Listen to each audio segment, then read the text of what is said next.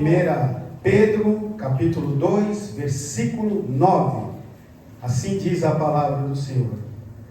Mas vós sois a geração eleita, o sacerdócio real, a nação santa, o povo adquirido, para que anuncieis as virtudes daquele que vos chamou das trevas para a sua maravilhosa luz. Glória ao nosso Deus. Deus seja louvado. Glória a Deus.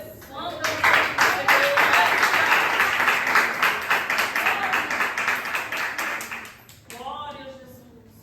Esse versículo, meus irmãos, deixa bem claro que Jesus Cristo, o Salvador da humanidade, ele veio para o seu povo.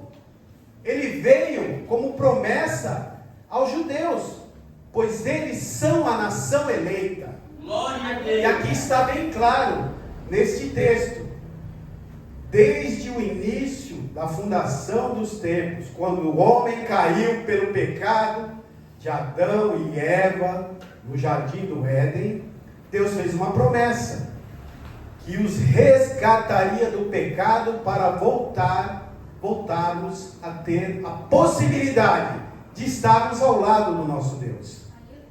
E ele elegeu uma nação, o povo hebreu, um povo semita, descendente de Sem, filho de Noé, para que fosse o povo de Deus.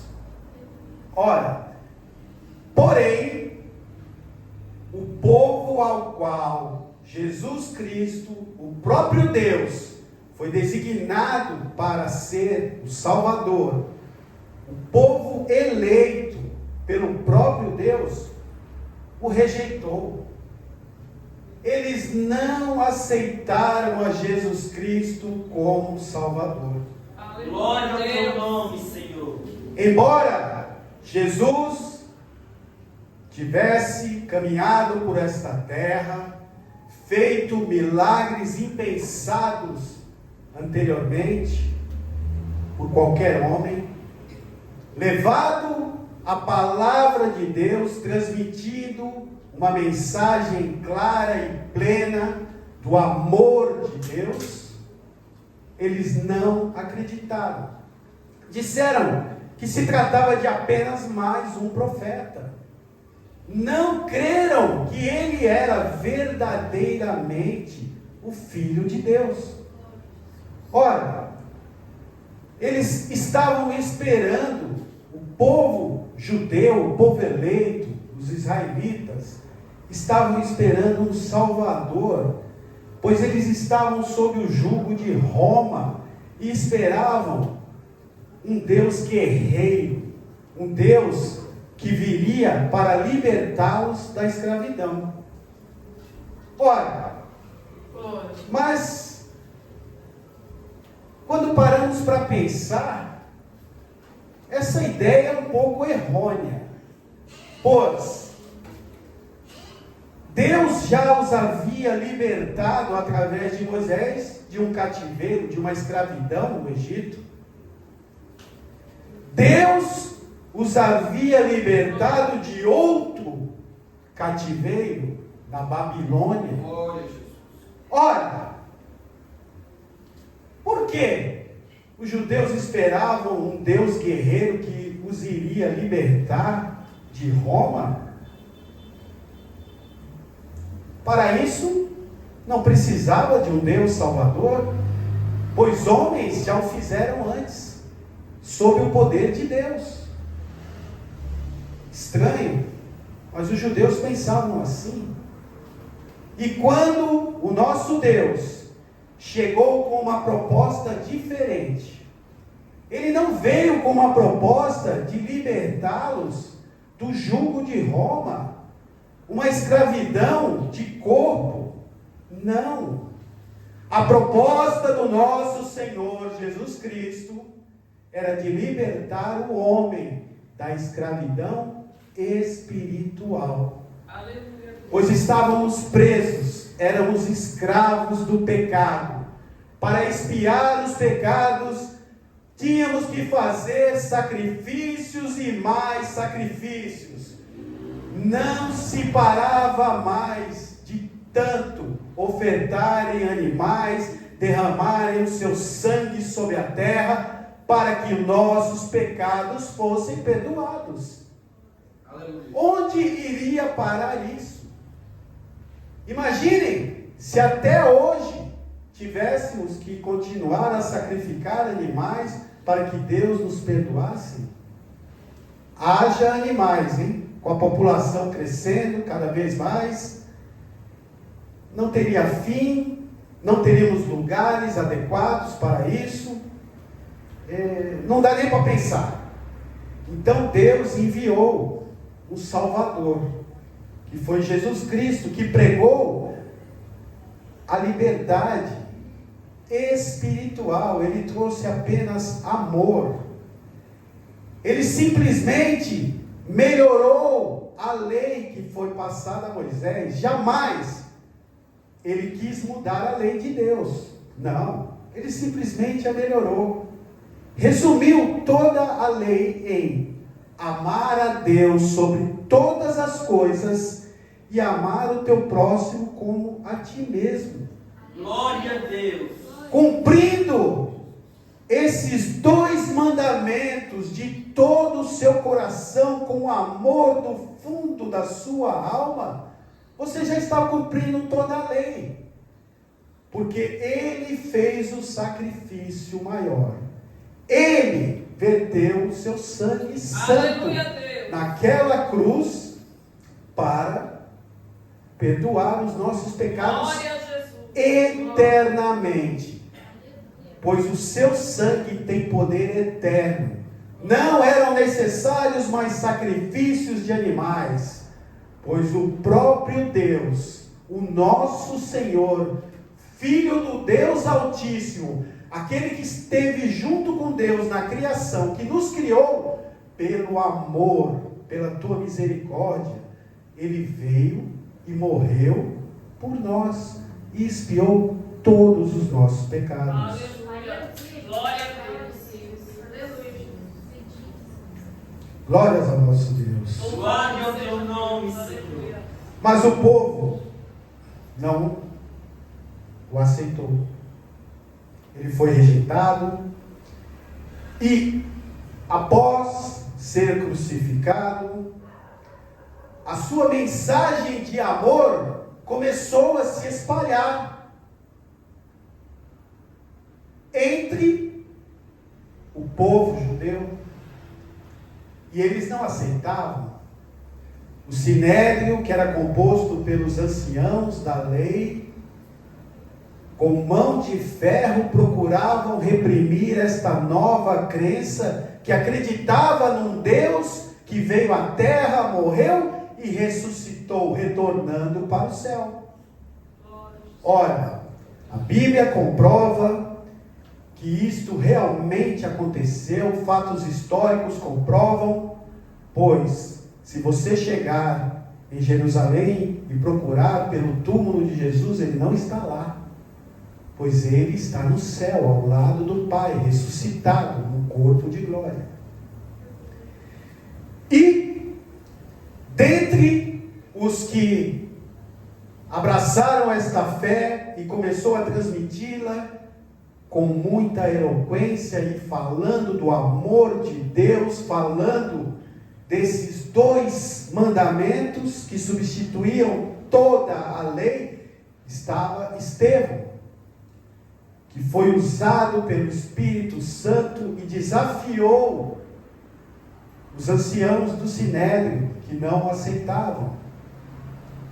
Tanto é que ele pregava, multidões se juntavam para ouvir a palavra de Jesus, para ouvir os seus ensinamentos. Aleluia, Deus. E ele foi perseguido e o seu fim foi triste aqui na terra. Ele foi apedrejado, a mando dos anciãos do Sinédrio. Ora, derramaram sangue inocente de um homem que simplesmente estava transmitindo a palavra de Deus. simplesmente falando do amor de Jesus Cristo. Mas eles não aceitavam, eles não criam. Os judeus não acreditavam que ele era o Filho de Deus, diziam blasfêmia. Não é Deus, é apenas um homem, um profeta. Eles concordavam que Jesus era um grande profeta, foi um grande profeta, fez milagres, sim, eles concordavam, porém eles não aceitavam que ele era o Filho de Deus. Como até hoje não aceitam, eles não acreditam. Esperam ainda a vinda do Filho de Deus. Esse episódio está relatado em Atos 6:8, quando Estevão é apedrejado. Depois desse evento, instaurou-se uma verdadeira perseguição aos que processavam a fé em Jesus Cristo. Porém, quanto mais se perseguia, mais se expandia essa ideia. Ora, tanto é que foi discutido no Sinédrio, Saulo de Tarso, um fariseu, letrado, muito conceituado entre os anciãos, mesmo sendo mais jovem, ensinado por Gamaliel, que foi um grande mentor, ele perseguiu arduamente todos que processavam esta nova fé, pois ele não acreditava, como todos ali no Sinédrio, e autorizado por Caifás, que era o ancião responsável pela igreja naquela época, ele travou uma verdadeira guerra civil dentro de Israel. Sim, uma guerra civil. Por quê? Porque ele estava perseguindo os próprios irmãos, aqueles do seu próprio povo que se converteram à fé em Jesus Cristo.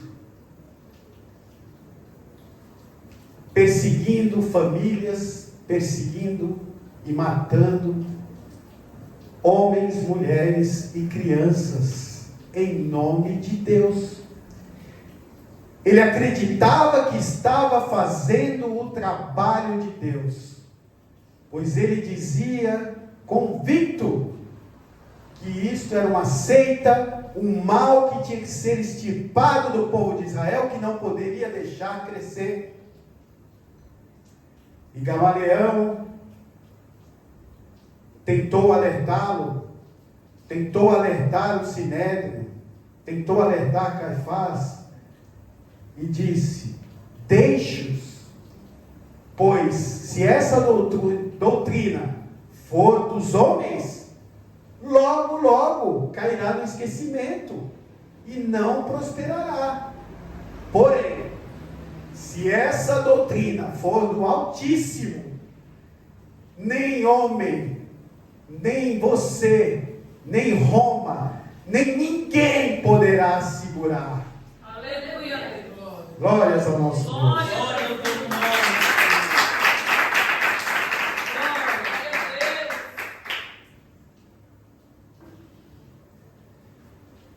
Mas então a perseguição continuou. Muitos cristãos, seguidores de Jesus Cristo, fugiram para Damasco. Damasco era uma cidade da Síria, uma cidade bem grande, com cerca de 500 mil habitantes na época, que estava sob o jugo do Império Romano, porém, já estava fora da jurisdição de Jerusalém. Contudo, não se dando por convencido, Saulo pediu autorização a Caifás para que fosse até Damasco prender aqueles que haviam ido para lá, para não deixar esta seita que eles diziam, esta crença no homem que supostamente para eles teria ressuscitado, se propagasse mais ainda. Porém, estava fora da jurisdição. No entanto, Saulo de Tarso era cidadão romano. Então ele diz a Caifás: eu sou cidadão romano, eu posso adentrar em Damasco, pois está sob o domínio de Roma. Me dê cartas de autorização que eu irei até lá e prenderei e trarei a ferros todos aqueles que processarem esta fé. E assim foi feito. Caifás lhe deu as autorizações e disse: Saulo, Deus está contigo. Vá e faça este trabalho. Partiu para Damasco com alguns soldados e foi em busca daqueles que processavam a fé em Jesus Cristo.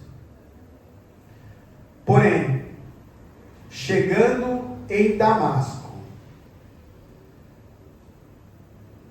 no meio do caminho, já próximo da cidade, a Bíblia relata que Saulo e seus soldados foram acometidos de uma luz intensa, uma luz brilhante, que veio a cegar Saulo naquele momento, que os soldados não entenderam nada, apenas viram o brilho. E está relatado em Atos 9, que diz assim: chegando em Damasco, subitamente o cercou um resplendor de luz do céu, e caindo em terra ouviu uma voz que dizia: Saulo, Saulo, por que me persegues? E ele disse: quem és, Senhor? E disse-lhe o Senhor: eu sou Jesus, a quem tu persegues. Duro é para ti recalcitrar contra os aguilhões. E ele, tremendo e atônito, disse: Senhor, que queres que faça? E disse-lhe o Senhor: levanta-te, entra na cidade, e lá será dito o que te convém fazer. Ora, o próprio Jesus achou um jeito de brecar Saulo. Apareceu em luz, cegando, porque neste momento Saulo perdeu a visão. Que na realidade, Saulo, aqui, se pararmos para pensar, está sendo feita uma analogia, que Saulo não perdeu a visão naquele momento. Ele já estava cego há muito tempo, cego de ódio pelo povo de Deus, cego de ódio por Jesus Cristo, o nosso Salvador. Ele já não enxergava, simplesmente Deus fez com que suas vistas se escurecerem para ficar claro a nós que ele estava numa cegueira espiritual. Aleluia, glória ao nosso Deus. Glória a Deus.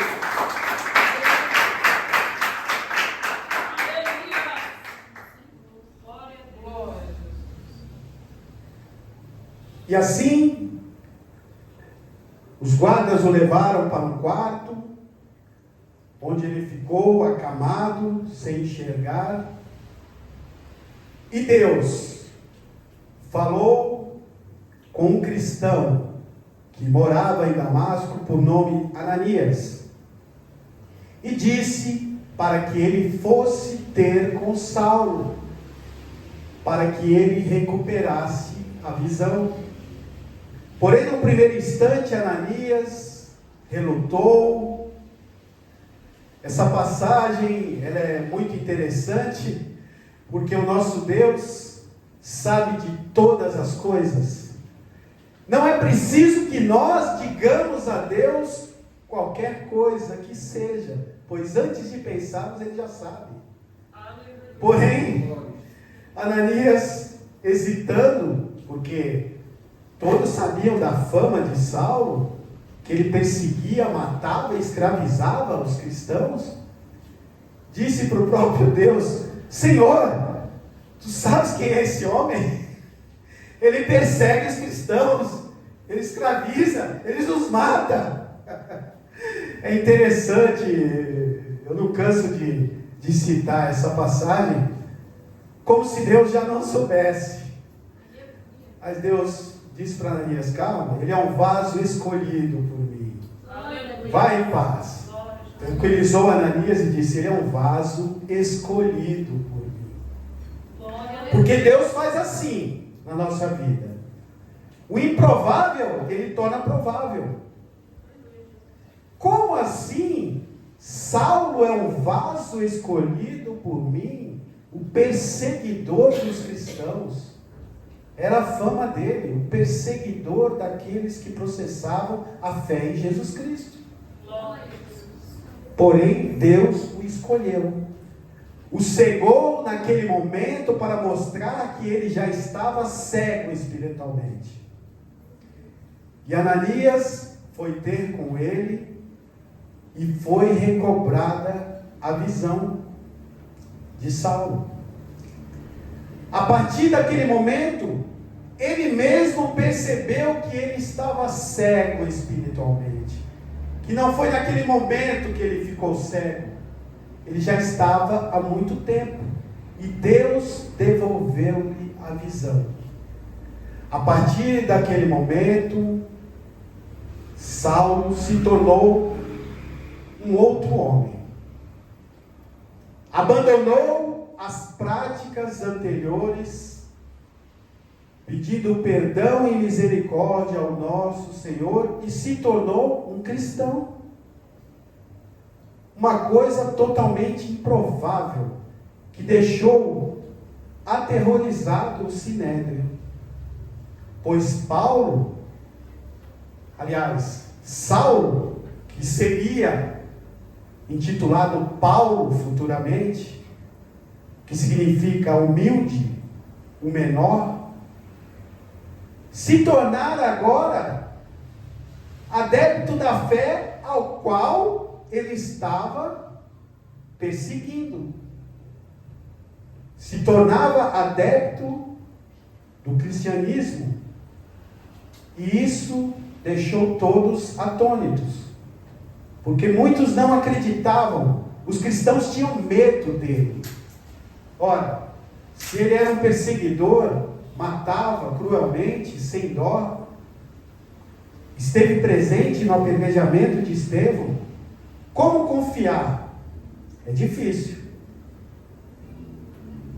E o Sinédrio, sabendo da capacidade de Paulo, da tenacidade de Paulo, ficou atônito.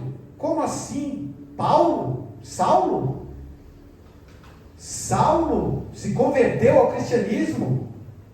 Não pode ser, porque eles sabiam que Saulo de Tarso era muito combativo, era uma pessoa perseverante, era uma pessoa eloquente, era uma pessoa instruída, era uma pessoa que realmente iria dar muito trabalho a eles. Glória a Deus. Iria sem descanso. Eles sabiam da capacidade de Saulo, que ele iria fazer de tudo para levar adiante esse projeto de expandir a palavra de Deus.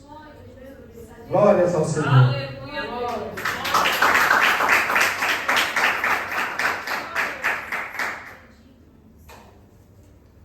Ora, e assim foi feito. Saulo se tornou Paulo, que quer dizer o menor, o humilde, mudou o seu nome e começou a processar a fé cristã. E foi primeiro para uma cidade chamada Antioquia, na companhia de Barnabé, um outro discípulo de Jesus. E foi pela primeira vez que os discípulos de Jesus foram chamados de cristãos. Foi nessa cidade da Antioquia, na Síria, onde foi fundada a primeira igreja gentia. Por quê gentil? Porque nós somos gentios. Nós não somos o povo escolhido, pois o povo escolhido o rejeitou. Os judeus não acreditaram que Jesus Cristo era o seu filho. E Jesus levantou Saulo de Tarso, para agora Paulo, para processar esta fé e levar esta fé aos gentios. E ele começou pela Antioquia.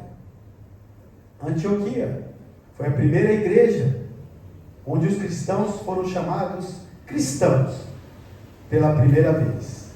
Glória a Deus. E Paulo processou esta fé em viagens, levando a palavra de Deus por toda a Ásia Menor, por um bom pedaço ali da Europa, por várias cidades, processando a fé cristã, segundo relatos históricos e bíblicos, aproximadamente de 46 a 53 depois de Cristo. Neste período de cerca de 8 anos, ele viajou por vários locais, processando a fé cristã, com muita eloquência, com muita força, com muito vigor, expandindo o cristianismo, fundando várias igrejas, como Éfeso, Filipos, Tessalônica, Corinto, Listra, Derba, Antioquia, Panfídia, Atalaia, Bereia, entre outras, difundindo a palavra de Deus por toda aquela região do Mediterrâneo. E diz muitos estudiosos da Bíblia, e para muitos, que Paulo foi o maior orador da Bíblia depois de Jesus Cristo. Somente o nosso Senhor Jesus Cristo foi maior orador que ele, quando esteve na terra. Tamanha era a capacidade de Paulo. Glória a Deus. Ele levou a palavra de Deus para todos estes lugares, difundindo o Evangelho em grande parte do mundo conhecido. E é graças, em grande parte, por Paulo ter feito isso, que nós estamos aqui hoje. Mais de 2000 anos depois. A fé que foi levada aos gentios, processada por Paulo, a todos aqueles lugares, a todas essas cidades citadas, ela se expandiu. Está provado, como Gamaliel disse, se esta nova fé for de Deus, ninguém poderá pará-la. E ninguém poderá parar até o final dos tempos. Pois esta fé veio do próprio Deus, que veio ao seu povo como um libertador, mas não como um libertador guerreiro. Embora Jesus seja o leão da tribo de Judá, Jesus é guerreiro sim. Ele luta por mim e por você quando é necessário. Ele entra na batalha, peleja por nós e não nos deixa sair vencidos. Aleluia. Glória a Deus. Mas, naquele momento, ele veio processar simplesmente o amor, o maior sentimento de Deus, o amor pelo qual ele nos fez, o amor pelo qual Ele nos resgatou, o amor pelo qual Ele está ao nosso lado até hoje. Basta que cremos nele, tenhamos fé nele, que Ele não nos abandonará, pelo seu imenso amor. Glórias ao nosso Deus. Deus seja louvado.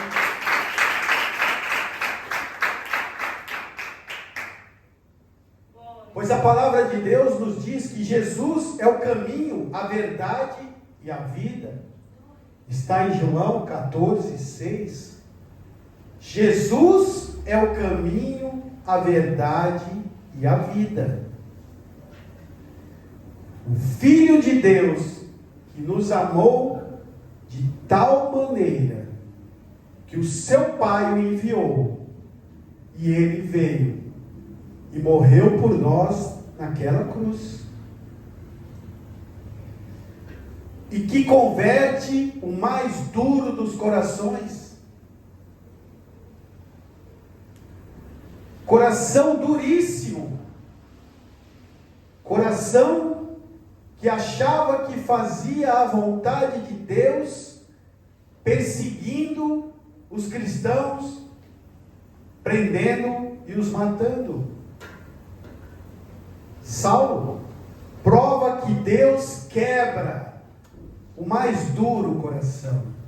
Não há quem resista ao poder de Jesus Cristo. Quando Ele quer, Ele atua, Ele converte, Ele transforma a sua vida. Não adianta resistir, não adianta fugir, que Ele faz que a sua vontade prevaleça. Esse é o poder de Jesus Cristo. Ele é o nome sobre todos os nomes. Não há nome igual esse, pois o próprio Pai o exaltou. E a palavra diz que naquele grande dia, todo joelho se dobrará, nos céus, na terra e sob a terra, confessando que Jesus Cristo é o Senhor. Pois Ele se desfez da sua glória, viveu entre nós como homem, com as nossas fragilidades, e morreu. Por nós Ele sentiu a dor da morte. Tanto é que a Bíblia relata que instantes anteriores à sua prisão no Getsemane, Ele suava sangue. E a ciência nos diz que para suarmos sangue, devemos estar sob extrema pressão. Devemos estar num estado muito aterrorizador para que isso aconteça.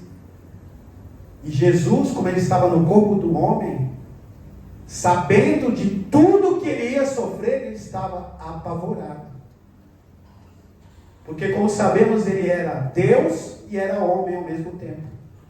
Sentia todas as nossas dores, e naquele momento Ele sabia tudo que Ele iria passar. Mas mesmo assim, mesmo aterrorizado, amedrontado, porque Ele estava num corpo de homem, Ele não desistiu. Ele não nos abandonou. Ele foi até o último momento, morrendo naquela cruz por nós, e disse: Pai, está consumado. Em tuas mãos entrego o meu espírito. Ora, Ele, sendo Deus, entregou o espírito nas mãos do Pai. Que amor maior é esse? Glórias ao nosso Deus.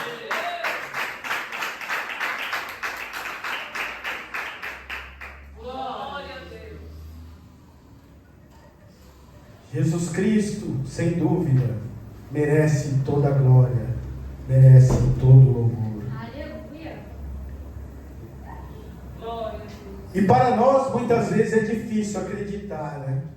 Que uma pessoa que faça inúmeros pecados, que faça atrocidades, se arrependa de verdade e que Deus o perdoe. Mas Deus perdoou Saulo e transformou o que para muitos se tornou o maior pregador do Novo Testamento, depois de Jesus Cristo. E realmente é difícil acreditar. Contar uma breve passagem.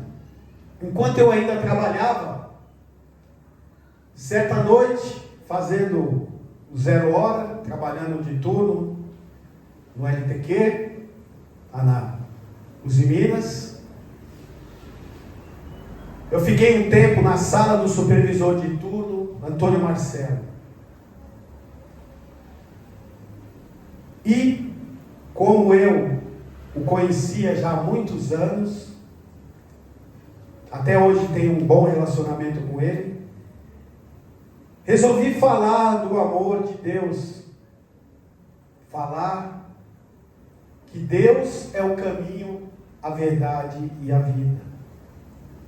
E citei justamente esta passagem de Saulo, como ele foi convertido, para mostrar que mesmo que estejamos cegos espiritualmente, como Saulo estava, que mesmo que tenhamos os mais vis pecados, se nos arrependermos de coração, Jesus está de braços abertos para nos receber, para que comecemos uma nova vida. Ele esquece todo o nosso passado, se nós voltarmos de coração para Ele. E eu não vou me esquecer até hoje, realmente como é difícil acreditarmos que uma pessoa má se torne uma pessoa boa. É difícil. Quando eu falei sobre esta passagem para ele, não vou esquecer até hoje, ele virou para mim e disse: aí, tá vendo aí, ó, fez tudo que é ruim, tudo agora quer dar uma de bonzinho. E é verdade, nós somos assim mesmo. Muitas vezes é difícil para a gente acreditar. É claro que muitas vezes passamos por decepções, porque, como já foi dito aqui, remorso é diferente de arrependimento. Muitas vezes, pessoas sentem remorso, nós acreditamos que realmente ela se arrependeu, mas ela não se arrependeu. Simplesmente foi naquele momento. Depois ela retorna a fazer tudo de mal de novo. E esquece tudo que foi dito. E ficamos muitas vezes frustrados. E isso é o que nos leva muitas vezes a duvidar e não acreditar. Para que o cristão seja realmente salvo, para que a pessoa se torne cristão, é necessário um arrependimento genuíno. Um arrependimento do fundo do seu coração. Para que procure não cometer os mesmos erros. Podemos cometer alguns erros novamente. Vamos cometer porque somos humanos, somos falhos. O único que é perfeito é o nosso Senhor Jesus. Nós somos falhos, nós somos humanos. Nós iremos, sim, cometer alguns erros no caminho. Mas, quando o arrependimento é genuíno, rapidamente nós enxergamos a nossa falha e pedimos perdão a Jesus.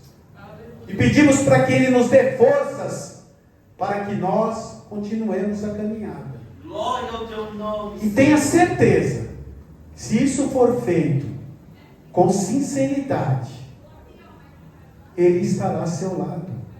Ele jamais o abandonará.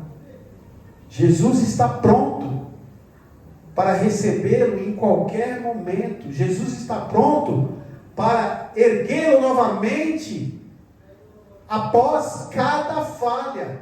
E nós vamos cometer muitas ainda. Até o fim de nossa vida terrena, por mais que procuremos acertar, nós erraremos. Isso é fato. Mas o que diferencia o cristão dos demais é que o cristão que realmente está convertido, ele consegue enxergar que errou novamente.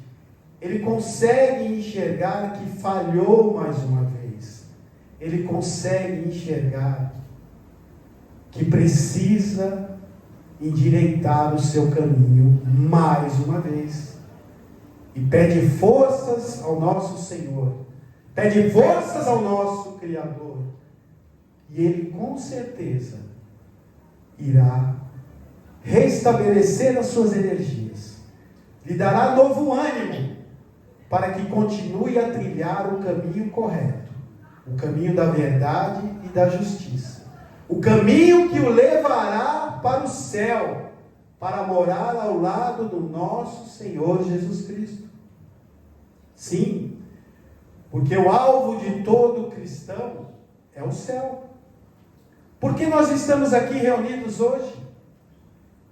Porque nós acreditamos naquela promessa que aquele homem de Nazaré fez há mais de 2000 anos, que nós estaríamos com ele no céu, se assim acreditarmos no seu nome e na sua palavra.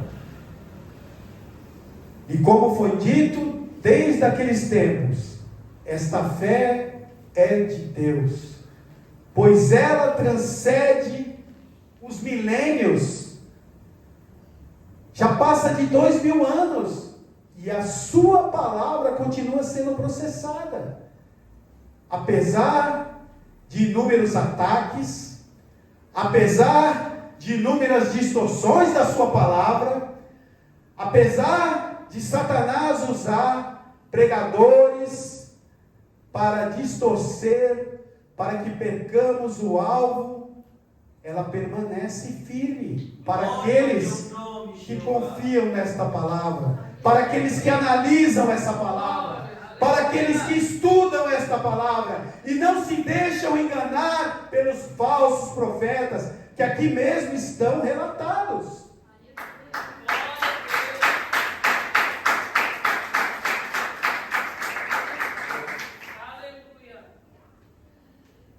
Sejamos perseverantes. Continuemos na luta. Mesmo que passemos por dificuldades, o desânimo algumas vezes vai tomar conta de nós. Não estamos livres disso jamais, porque somos humanos. Porém, existe um Deus todo-poderoso que nos sustenta, que nos segura, que nos livra de tudo isso. Basta confiar, acreditar que a transformação acontece, como foi feito com Saulo, que se tornou Paulo, se tornou o maior pregador do Novo Testamento, depois de Jesus Cristo. O grande fundador de igrejas, responsável por expandir esta fé cristã, que estamos processando hoje, nos 4 cantos da terra, muito em parte graças a este homem, que ouviu a voz de Deus, que aceitou a voz de Deus, que se converteu ao ouvir a voz de Deus no caminho de Damasco. Glória a Deus. De perseguidor, ele se transformou em propagador da palavra de Deus.